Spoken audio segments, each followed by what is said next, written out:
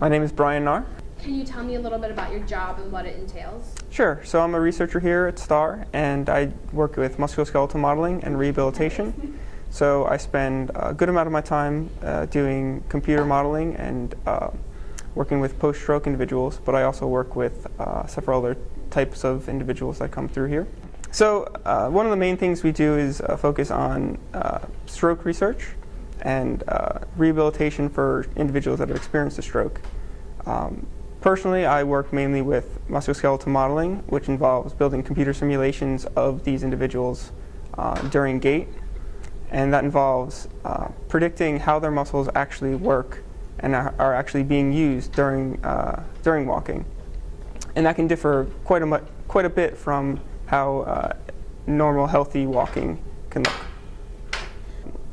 Mechanical engineering was always an interest for me in high school, and as I went through undergrad, I was exposed to sort of the biomedical and biomechanical engineering field, and I found that was a very interesting application of a lot of the same principles as mechanical engineering. What inspired you to get to this specific field? Sure. So, as I said, a lot of my background was interest in engineering, and when I was an undergraduate, I had a few professors that were involved in this field of biomedical engineering, and I remember one of them told me an interesting perspective on the field, saying that there's still so much we don't know about the human body and how it works, and there's so much potential to learn in this field that it really kind of struck me as an exciting opportunity. Tell us pretty specifically about what you do on a day-to-day basis.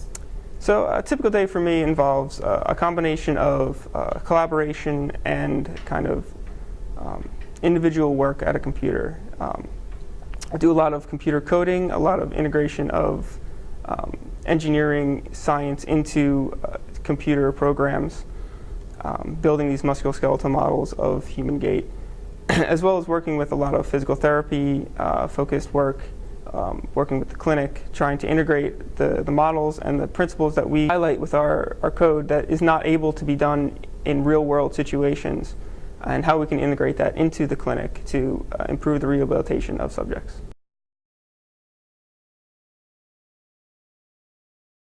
My grandfather had a series of mini strokes that affected his ability to get around and to function cognitively, and that happens in a lot of families. You often see a lot of issues with the elderly that pop up that we try to tackle and try to help improve their lives any way we can. I think anytime you run into a difficulty or a challenge in what you're currently doing, something else can often look more appealing or easier at the time. But that's when you have to rely on kind of your support structure of your friends and your family to remind yourself about, why am I doing this? Why am I having to confront this challenge versus taking an easier way out? And looking at the overall goal of what you can accomplish in the future can often help that as well. Okay. So a lot of the modeling and computer work that I do focuses on building these models for a specific individual. How can we parameterize this model? How can we construct this model so that it best reflects a single individual and not necessarily a group whole?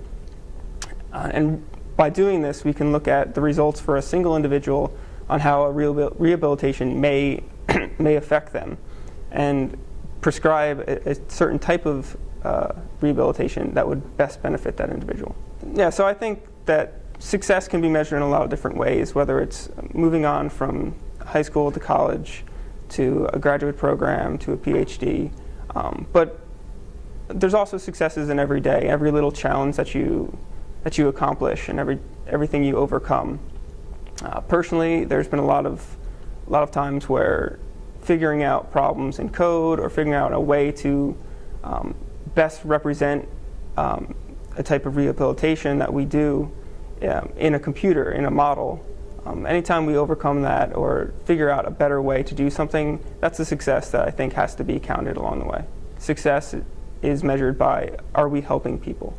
And if anything I can do or anything this field can do to improve the way that someone lives their life, that's absolutely the biggest measure of success we can have. The biggest thing I can say is, if you like a challenge and if you like to help people and you find it rewarding when people appreciate what you do for them, then the medical field is an incredible source of that.